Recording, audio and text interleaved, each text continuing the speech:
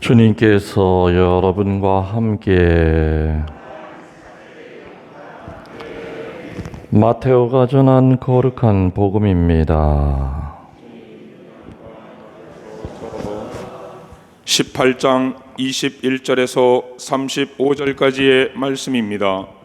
그때 베드로가 예수님께 다가가 주님, 제 형제가 저에게 죄를 지으면 몇 번이나 용서해 주어야 합니까? 7번까지 해야 합니까? 하고 물었다. 예수님께서 그에게 대답하셨다. 내가 너에게 말한다. 7번이 아니라 77번까지라도 용서해야 한다. 그러므로 하늘나라는 자기 종들과 세임을 하려는 어떤 임금에 비길 수 있다. 임금이 세임을 하기 시작하자 10,000달란트를 빚진 사람 하나가 끌려왔다. 그런데 그가 빚을 갚을 길이 없었으므로 주인은 그 종에게 자신과 아내와 자식과 그 밖에 가진 것을 다 팔아서 갚으라고 명령하였다. 그러자 그 종이 엎드려 절하며 제발 참아 주십시오. 제가 다 갚겠습니다. 하고 말하였다. 그 종의 주인은 가여운 마음이 들어 그를 놓아주고 부채도 탕감해 주었다. 그런데 그 종이 나가서 자기에게 100데나리온을 빚진 동료 하나를 만났다. 그러자 그를 붙들어 멱살을 잡고 빚진 것을 갚으라 하고 말하였다. 그의 동료는 엎드려서 제발 참아주게, 내가 갚겠네 하고 청하였다. 그러나 그는 들어주려고 하지 않았다. 그리고 나서 그 동료가 빚진 것을 다 갚을 때까지 감옥에 가두었다. 동료들이 그렇게 벌어진 일을 보고 너무 안타까운 나머지 주인에게 가서 그 일을 죄다 일렀다. 그러자 그 주인이 그 종을 불러들여 말하였다. 이 악한 종아, 네가 청하기에 나는 너에게 빚을 다 탕감해 주었다. 내가 너에게 자비를 베푼 것처럼 너도 네 동료에게 자비를 베풀었어야 하지 않느냐? 그리고 나서 화가 난 주인은 그를 고문 형리에게 넘겨 빚진 것을 다 갚게 하였다. 너희가 저마다 자기 형제를 마음으로부터 용서하지 않으면 하늘의 내 아버지께서도 너희에게 그와 같이 하실 것이다. 주님의 말씀입니다. 모두 앉아 주십시오. 천미 예수님, 실내가 50명, 그리고 실외가 100명 이렇게 모임. 원래는 가능한 한 미사를 하지 말라는 권고입니다. 근데 개신교는 미사하지 말아라, 뭐 이렇게 예배 드리지 말아라 돼 있지만은 전 권고고, 우리가 정확히 지켜서. 그래서 지금 성당 안에 이제 50명 앉아 있고요. 저 밑에 식당에도 한 40명, 그리고 우리 카페 앞에도 한 40명, 이렇게 해서 아무튼 신자들을 분산시키고 모니터를 보면서 지금 미사를 하고 있습니다. 우리 서운동 신자들만이 아니라 지금 전 세계 곳곳에서는 미사를 못 나가는 신자들이 너무너무 많습니다. 그래서 그 미사에 못 나가기 때문에 유튜브에 들어와서 미사를 찾아서 지금 화면으로 이렇게 하고 계신 분도 계시고, 또 병원에 입원하고 계신 분들도 아마 좀 병실에 앉아서 화면 앞에서 지금 미사를 하고 계실 겁니다. 대성이라는 얘기를 내가 지난주에 얘기를 드렸듯이 이렇게 미사하시고 난 다음에 독서와 복음은 오늘 읽었으니까 안 하셔도 되고, 묵주기도 5단 바치시고, 그리고 한 가지 남은 게 선행이죠. 선행과 말씀과 그 다음에 묵주기도, 이 세 가지가 대송인데, 선행은 어떤 거 하라고 그랬어요? 마스크 잘 쓰는 거, 또 집안 식구들이랑 오랫동안 한 공간에 붙어 있다 보니까 자꾸 신경들이 날카로워지죠. 좀 좋은 말 해주는 거, 식구들에게 짜증 안 부리는 거, 이런 것들이 선행에 들어가죠. 이런 것들이. 아무튼 잘 지키는 거, 이런 것들이 선행에 들어갑니다.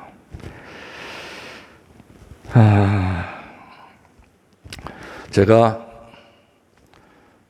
그 만성 비염이 있어요. 그래서 숨을 코로는 잘 못 쉬어요. 입으로만 숨을 쉬니까 지금 제가 아주 죽을 지경이에요. 그래서 벗고서는 하다가 끌려가는 게 낫나, 아니면 벗고 하다가 죽는 게 나은가, 이렇게 둘 중에 하나를 선택하다가 죽으면 안 되겠다. 그래도 거리도 이렇게 많이 좀 떨어져 있으니까 좀 강론만 내가 벗고 할게요. 물론 이렇게 벗으면 또 시비 거는 사람들도 있어요.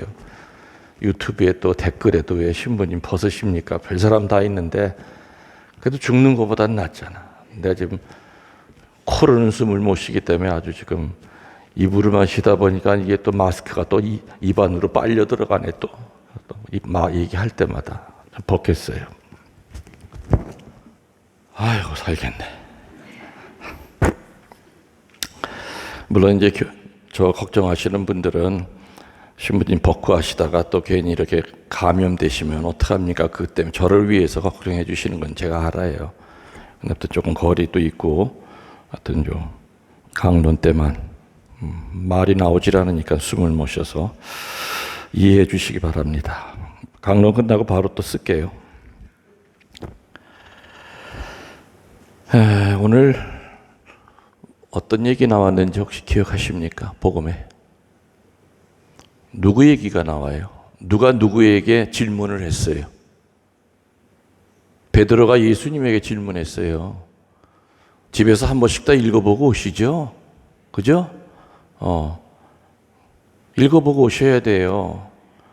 집에서 적어도 오늘 독서, 복음 읽어보고 이 미사에 앉으셔야죠. 읽고 오는 사람과 안 읽고 오는 사람, 읽고 오는 사람은 사제가 강론하면 귀에 쏙쏙 들어올 겁니다. 안 읽고 오는 사람도 귀에 쏙쏙 들어오지만 차이는 뭐냐? 읽고 온 사람은 사제의 강론을 들으면서 그것이 뿌리를 내리지만 안 읽고 온 사람들은 나가면 다 잃어버려요. 그 다음날 물어도 모르잖아요. 오늘 복음이 뭡니까? 예수님의 입에서 그 위대한 말이 나오게 했던 것은 베드로 사도의 질문이었어요. 베드로 사도의 질문. 신학생 때는 제가 이렇게 이해가 안 갔던 것이 성경을 읽으면은요, 왜 예수님이 이렇게 결점이 많은 베드로 사도를 으뜸 사도, 다시 말하면 일대 교황으로 이렇게 임명을 하셨을까? 그리고 천국문을 지키는 권한을 주시고, 네가 이 땅에서 풀면 하늘에서도 풀 거고, 이 땅에서 매여 있으면 하늘에서도 매인 채 있을 것이다. 사실 베드로 사도에게 주신 그 권한을 보면 어마어마한 무시무시하거든요. 근데 베드로 개인의 그 인간성을 보면 별로 잘난 게 없어요. 뭐 똑똑하기랍니까? 성격이 좋습니까? 그러니까 예수님한테 욕도 얼마나 모질게 당합니까? 사탄아! 하고 사탄 소리까지 듣고. 근데 아무튼 예수님께서 베드로를 여러 가지 인간적인 약점이 있음에도 불구하고 베드로 사도를 끝까지 이렇게 신뢰하신 모습을 보면 우리들이 사람을 대하는 태도도 그래야 되지 않을까. 가깝게 지냈던 사람이 나한테 조금 상처 준다고 우리는 즉시 선을 그어버려요. 그래요, 안 그래요? 그렇게 살아요. 나한테 상처 준다고 해서 전화번호까지 다 지워버려요. 예수님의 마음은 아니지요. 나한테 비록 상처를 줬어도 변화될 수 있다고 하는 것을 믿고 끝까지 그 사람을 신뢰했던 것. 아마 그 대표적인 수혜자가 베드로 사도가 아니었을까라는 생각을 갖습니다. 아무튼 베드로 사도는 한마디로 신비의 사나이입니다. 놀랍게도 죄를 지을 때마다 왜 신비의 사람이라고 그랬느냐? 죄를 지을 때마다 짓고 난 다음에 짓기 전보다 예수님과 훨씬 더 가까워져 있습니다. 입 바른 소리 할 때마다 예수님으로부터 기가 막힌 명언을 얻어냅니다. 예수님이 설교하실 때 정말 위대한 말은요, 어떤 때 많이 나왔느냐? 열받으셨을 때 그분의 입에서 진리가 튀어나옵니다. 사도 토마를 통하여 토마야, 너는 보고야 믿느냐? 보지 않고 믿는 자가 진복자니라. 참 기가 막힌 얘기들이 예수님의 입으로부터 나옵니다. 12 제자 중에서 예수님 앞에서 제일 덤벙대고 열받는데 아무튼 1등인 사람이 바로 베드로였습니다. 그래서 사탄아, 너는 하느님의 일을 생각지 않고 인간의 일만 생각하는구나. 너는 나의 장애물이다 할 정도로 베드로 사도는 예수님의 앞에 참 모진 꾸지람을 참 많이 먹었던 사람입니다. 그러니 다른 11 제자들이 존경했겠습니까? 아, 형님 때문에 그냥 입이나 닥치고 있지, 그냥 괜히 우리까지 도매금으로 넘어가고, 아, 뭔지 모를 때 그냥 입 딱 치고 가만히 계세요. 그냥 그거 우리 위하는 거 아니에요. 아마 내가 볼 땐 아우들한테 핀잔도 많이 먹었을 거예요. 제발 좀 더 덤벙대지 말라고. 오늘 복음에서도요, 그 베드로 사도의 그 특유한 성격이 나옵니다. 아무튼 베드로 사도는 오늘 어떻게 해서든지 예수님에게 좀 칭찬을 받고 싶었어요. 칭찬을 받고 싶어서 자기가 정말 관대하다고 생각하게끔 예수님이 좀 이렇게 인정해 주시기를 바라면서 뭐라고 질문합니까? 예수님에게 뭐라고 질문해요?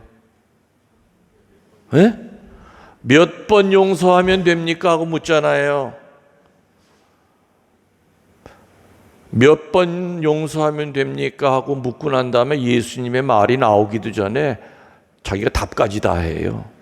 다시 말하면은 묻기 전에 이미 자기는 답이 나와 있었어요. 내가 이렇게 묻고 이렇게 대답하면은 아이고 신통망통 절구통하네. 어떻게 이렇게 대답도 잘해? 이런 말이 나올 줄 알았죠. 뭐라고 질문합니까? 몇 번 용서해야 됩니까? 하고 묻고 난 다음에 즉시 자기가 답을 얘기하죠. 몇 번? 7번 용서하면 되죠 하면서 예수님 얼굴을 살펴요. 그래, 7번이면 충분하다 이런 말이 나올 줄 알았죠. 그런데 예수님 뭐라 그러셨어요? 77번 77번씩 용서해라. 자신이 묻고 대답을 한 베드로, 자신만만하고 칭찬을 받을 줄 알았던 겁니다. 하도 예수님에게 혼도 많이 나서 요번만큼은 7번 용서하면 되겠죠 하면 등 뜯겨 주실 줄 알았어요. 베드로가 7번이면 되겠죠라고 그 7이라고 하는 숫자를 답을 한 이유는 뭘까요? 랍비들의 그 교훈에 보면요, 3번까지만 용서하라는 말이 있어요. 세 번째까지의 죄에 대해서는 하느님이 용서하시지만 네 번째는 죄인으로 벌하신다는 그러한 랍비들의 이야기, 가르침이 있었기 때문에 유대인들에게 있어서 용서의 한계는 몇 번이에요? 3번이에요. 3번까지는 용서해줘라. 그러나 4번부터는 용서하면 안 된다. 이런 것이 박혀 있어요. 그래서 베드로는 아주 넉넉하게 잡아서 랍비들의 가르침의 그 3번을 2번 곱하고 그럼 몇 번이에요? 6이야. 6에다가 유대인들이 제일 좋아하는 숫자가 7이에요. 7, 럭키 7. 하나를 덧붙여가지고 보탰죠. 그래서 7이라고 하는 답을 만들어낸 거예요. 그리고 예수님에게 얼마나 용서해야 돼요? 7번이면 되겠죠? 예수님이 말하기도 전에 지가 먼저 답을 해요. 칭찬받을 줄 알았죠. 푸짐한 칭찬을 드리리라 생각했는데 예수님은 뭐라고 그랬습니까? 우리 믿는 자들은 77번까지 용서해야 된다고 얘기하십니다. 이것은 사실상 어떤 얘기입니까?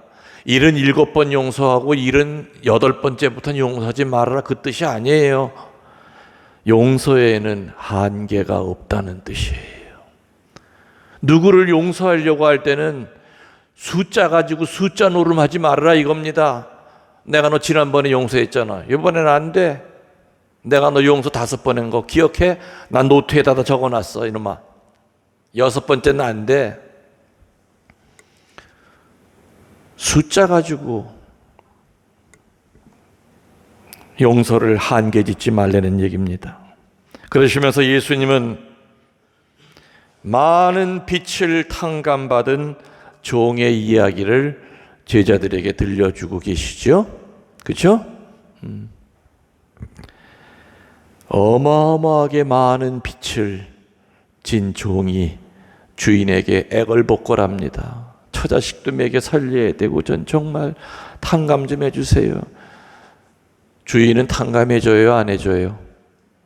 너그럽게 탕감해줘요. 어마어마한 그 빛을. 근데 그 종은 나가서 자기 친구에게 정말 쥐꼬리만큼도 작은 그 빚을 진 사람 멱살을 잡고 내 돈 내놓으라고 그러지요. 그리고 감옥에까지 가둬놔요. 돈 받으려고. 송사를 걸어요. 그거 지켜보고 있던 다른 친구들이 보니 참 가관이야, 가관. 저게 인간이야, 저게. 아니, 지놈은 주인한테 그 많은 빚을 탕감받고 자기한테는 쥐꼬리만한 그 빚진 사람 멱살을 잡고 저렇게 모질게 하니 그래서 사람들이 몰려가서 주인에게 얘기했죠. 주인은 그 얘기를 듣고 그냥 화가 있는 대로 났어요. 못된 놈. 내가 그렇게 많은 빚을 탕감해 줬건만 저렇게 인생을 모질게 살다니 당장 잡아가둬라. 그리고 마지막 한 푼 남을 때까지 꺼내지 말거라. 오늘 많은 빛을 탕감받은 이 종에 대한 이야기에는 어찌 보면 신약성서 전체에서 흐르고 있는 일관된 예수님의 말씀입니다. 그게 뭐냐? 사람은 하느님에게 용서받기 위해서 다른 사람을 용서해야 된다는 거. 이게 바로 신약성서 전체에 흐르고 있는 중요한 포인트예요.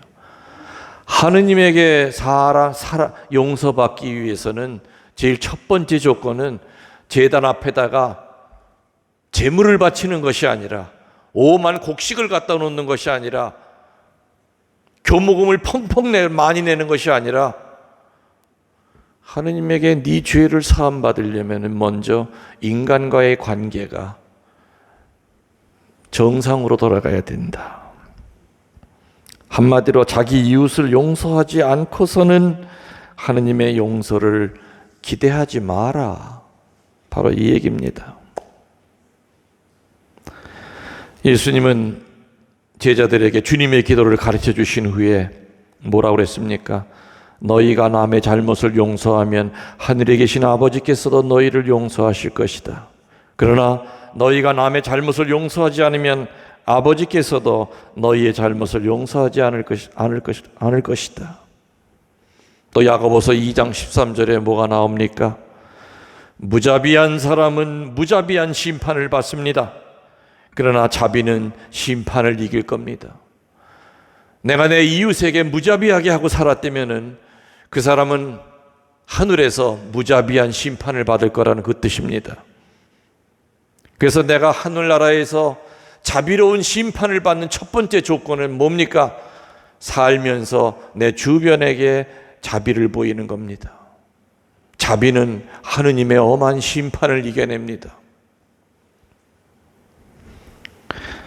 하느님의 용서와 사람의 용서는 나란히 가야 됩니다.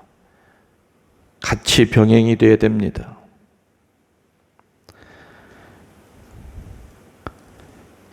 그러나 우리 살다 보면 지금 제 얘기가 쉬운 얘기예요? 어려운 얘기예요? 어렵죠. 고백소에 들어가서 우리 죄 고백하잖아요. 죄 사함 받고 나오죠. 근데 고백소에 들어갈 때 고백성사를 보면 누구를 미워합니다 하면서도 미워한 그거 죄만 고백했지 이제 그 사람을 용서하겠습니다라는 말을 한마디도 안 하고 나올 때가 많잖아요. 고백성사 봐도 여전히 속에는 미움은 그대로 있는 거예요. 그런 경우 너무 많죠.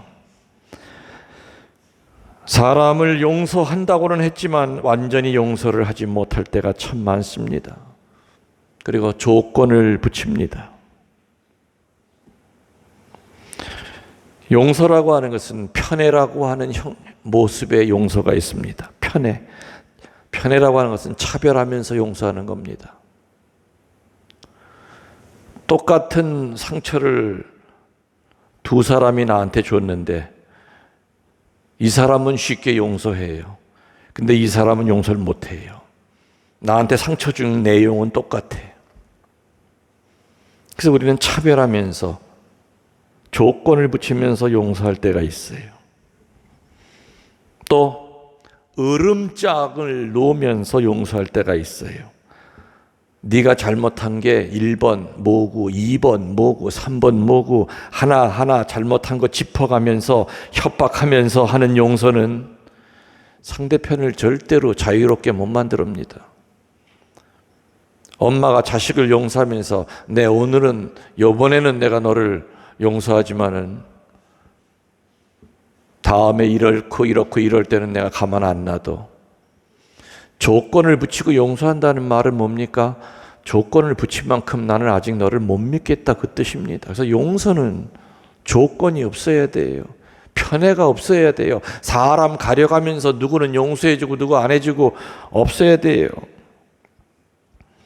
탕자를 맞이하는 아버지는 탕자에게 조건 붙였습니까? 안 붙였습니까? 안 붙였어요. 간음한 여자에게 간음한 그 죄를 사해 줬던 예수님은 간음한 여인에게 조건을 안 붙이고 딱 한마디만 했죠. 가서 이젠 죄 짓지 말어.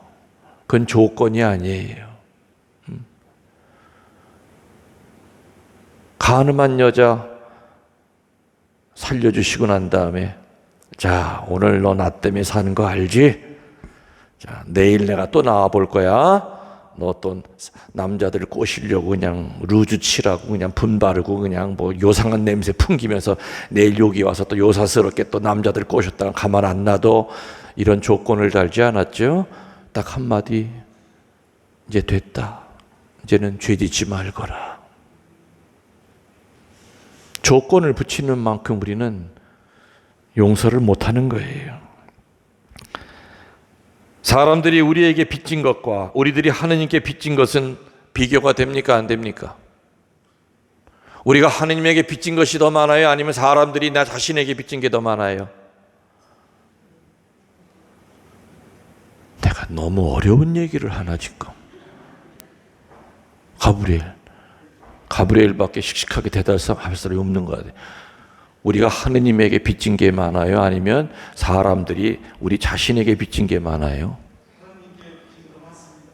상상할 수가 없을 정도로 많죠? 많아요. 하느님이 우리 빚을 다 탕감해 주신다면 당연히 어떻게 해야 돼요? 이웃이 우리에게 빚진 것도 우리가 탕감해야 돼요? 안 해야 돼요? 이렇게 다 알고는 계시잖아요. 하느님이 어마어마한 빚을 죄 고백하면 다 탕감해 주세요. 어떤 빚이라도 아무리 진홍색처럼 붉은 죄라 하더라도 우리가 회개하면 우리 죄 탕감해 주는데, 탕감받고 나온 그 사람이 자기가 하느님에게 탕감받은 거 10,000분의 1, 수만 분지 1로 안 되는 작은 빚을 진 사람 멱살을 잡고 이 나쁜 놈아 내 돈 내놔라, 주먹질을 하고 감옥에 가두려고 한다면 과연 그게 하느님에게 용서를 받을 것이냐? 하느님은 그 인간이, 당신이 오늘 복음에 보면 주인은 그 종을 탕감해 주고 난 다음에 종이 이렇게 못된 짓을 한다는 걸 얘기를 듣고 그냥 가만히 있었어요? 뭐 어떻게 내가 뭐라고 그러나? 이렇게 끝났어요? 아니면 다시 잡아들였어요? 엄한 심판을 했다는 거예요. 하느님에게 무한한 빚을 탕감받은 사람이 내 가까운 이웃의 빚을 탕감해 주지 않고 산다면 하늘나라에서 엄한 심판받을 것이다. 아까 야고보서 2장 13절의 말씀 머리에 새기세요. 무자비하게 산 사람은 죽어서 무자비한 심판을 받을 것이고, 그러나 이 세상에서 자비를 베푼 사람은 엄한 하느님의 심판을 이겨낼 겁니다. 아멘.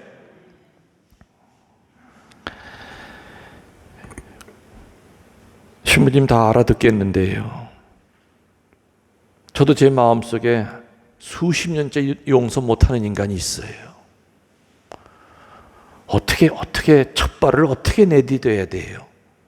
신부님 얘기 들으면 하여튼 용서를 하고 죽긴 죽어야 될 것 같은데, 지금 그 인간 세상에도 없어요. 이 세상에 없지만 용서를 못 하겠어요. 지금 그 사람 나한테 한 짓 보면은 자다가도 벌떡 일어나요. 나한테 그렇게 모질게 하고 죽은 사람, 아무튼 이거 죽기 전에 좀 해결하고 싶어요. 이 상처 덩어리 죽으면서까지 가져가고 싶지 않아요. 방법 좀 알려주세요. 예수님이 하신 방법은 딱 한 가지예요. 예수님이 하신 방법은 딱 하나예요.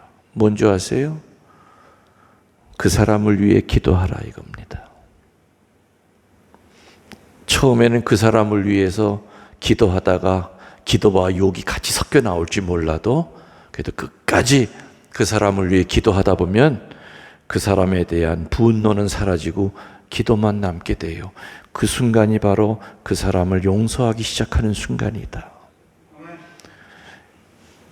나에게 상처를 준 사람에게 생미사를 드려주는 거 쉽지 않아요. 그렇죠? 그래도 하려는 거예요. 예수님의 가르침은 그거예요. 여러분, 본당 신부 김웅년 신부의 가르침은 예수님의 가르침보다 전 두 가지를 더 붙여서 얘기해드려요.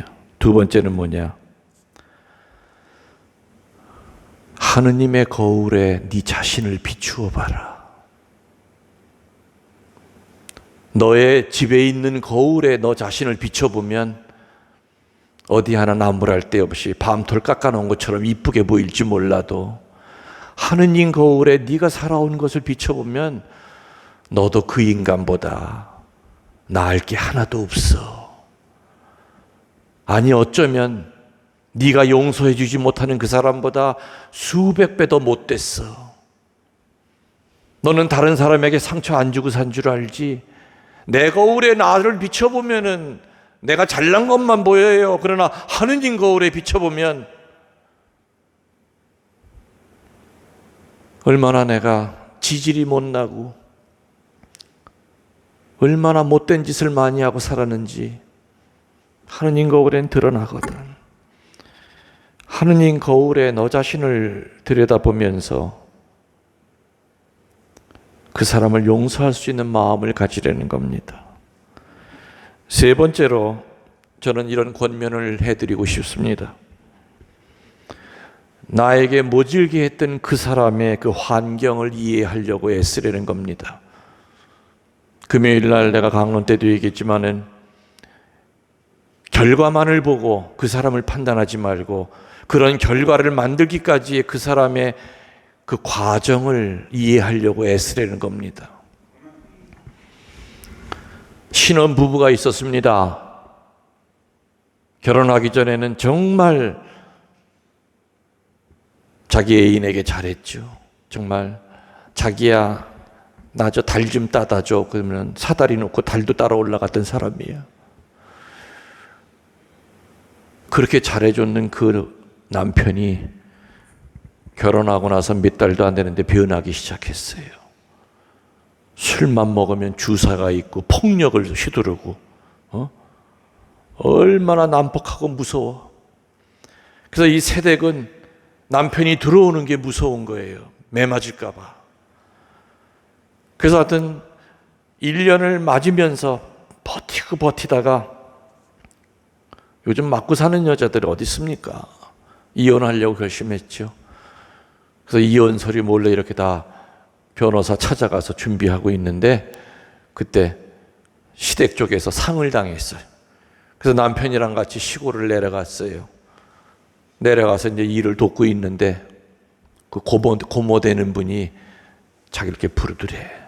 그래서 저쪽 한쪽으로 가더니 아이고 아가야 너 얼굴 꼴이 왜 그러니? 네 신랑 속 많이 새기지? 그 말에 그냥 울음을 터뜨린 거예요. 그래서 고모가 얘기를 해주더래요. 사실 걔 불쌍한 애야.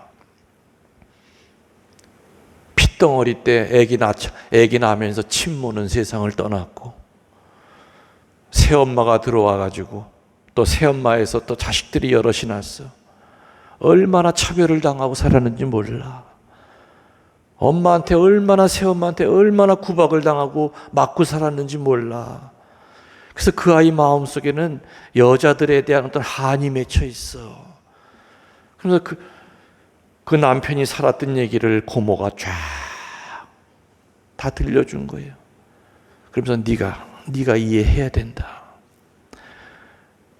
남편이 이렇게 모질고 못되고 폭력적인 그 얘기를 쫙 듣고 나니까 이 여자는 그래.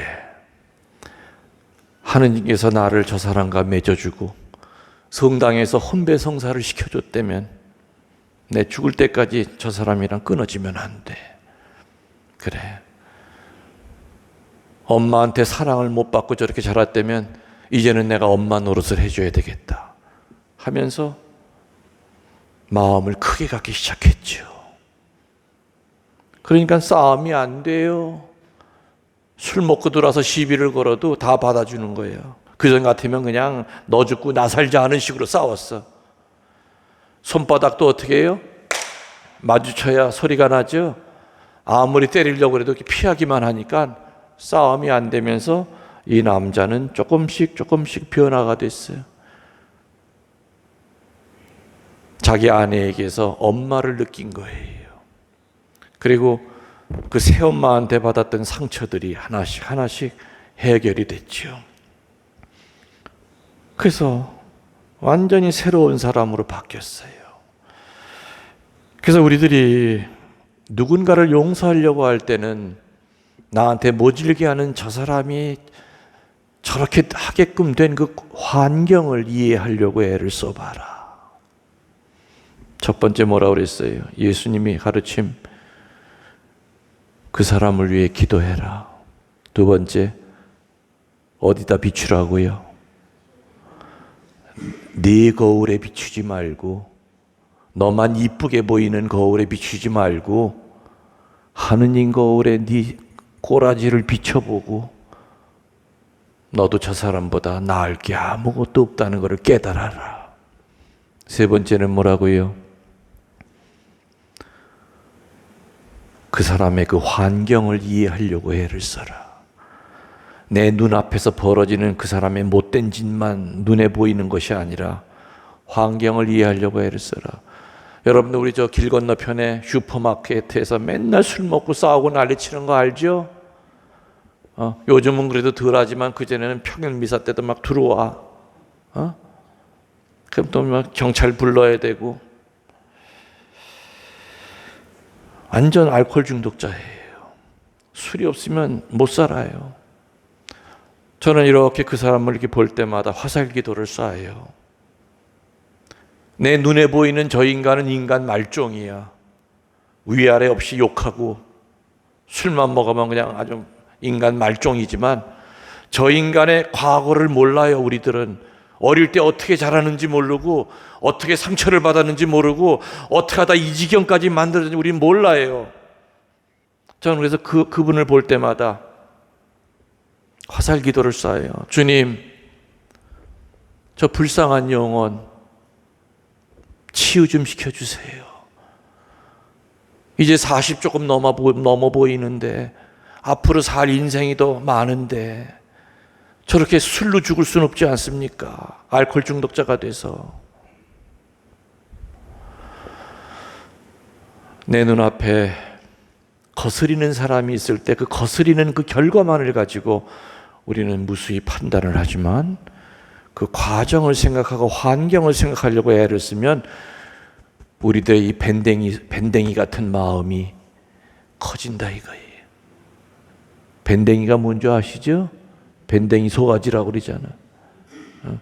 예수님 마음처럼은 안 되더라도 그래도 예수님 닮은 마음이 돼가지 않겠느냐. 오늘 예수님은 77번 용서하라고 그러셨어요. 그것은 용서에는 한계가 없다는 겁니다. 그리고 용서하기 위해서는 그 사람을 위해 기도해야 되고 하느님의 거울에 비춰보고 교만하지 말아야 되고 또 그 사람이 그렇게 된 그 과정, 살아온 모습을 이해하려고 애쓰다 보면은 내가 가지고 있는 용서의 잣대가 분명히 넓어질 겁니다. 우리는 하느님에게 상상도 할 수 없는 많은 빛을 탕감받고 살아갑니다. 그러면 우리들도 내 주변에 있는 이웃에게 모질게 하지 않고 살도록 노력합시다. 아멘.